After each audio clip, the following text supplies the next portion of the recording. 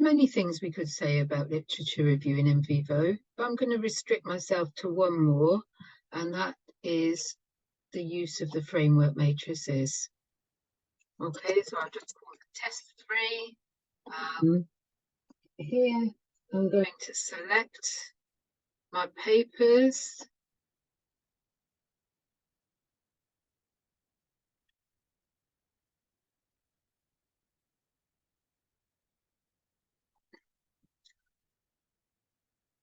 Okay, so let's say we wanted to compare papers. We're going to make a table and see what's been said for the different themes. So one of the reasons it was important to have coded the data. You have to have your data coded before you can make the framework matrix. And your framework matrix content will be only as good as the quality of your codes.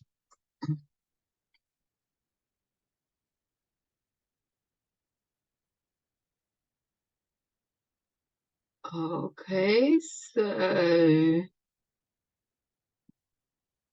I'm just looking here in nodes. Yeah, that was the one we just did, so I will use this.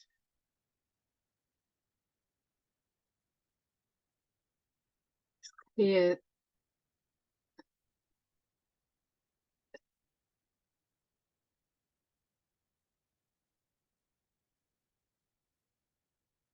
Right, I won't take all of them.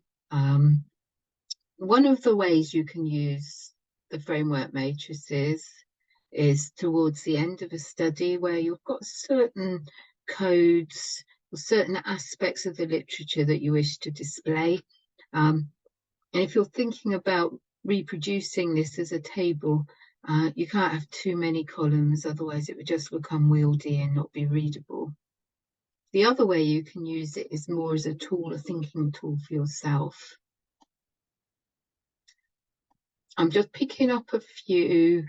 I haven't tried these before to see if they work, so it might work well, or we'll see if we're lucky.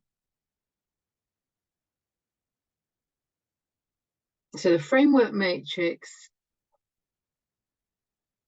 needs cases, but when you import via EndNote, you can just click a button to say that you want to automatically make a case for each piece of literature, each document.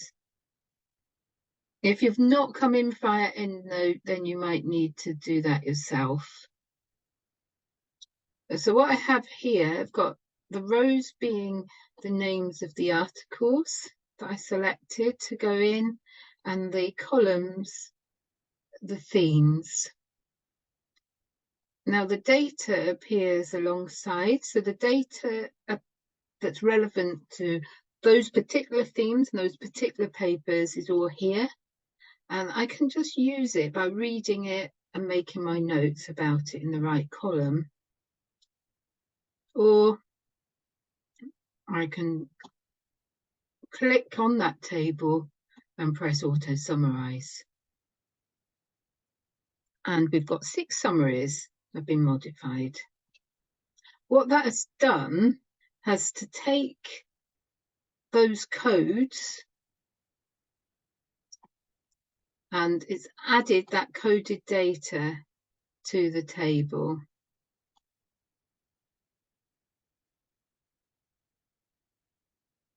So in this case, we can see these codes were very relevant to this particular paper, but not relevant to this paper. And so obviously you need to really understand your data and decide what you want to show as a table. You might not want all that information coming out, you know, but you can easily edit this and make it into a table that is useful, showing the text that is useful for you.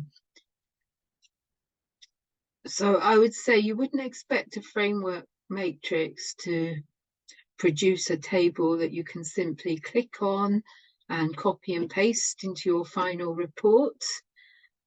but it is a way of cutting down a lot of work. It's as good as the quality of your codes. So all codes that are in these papers are put into the appropriate cell, and then it's up to you just to click on the cell.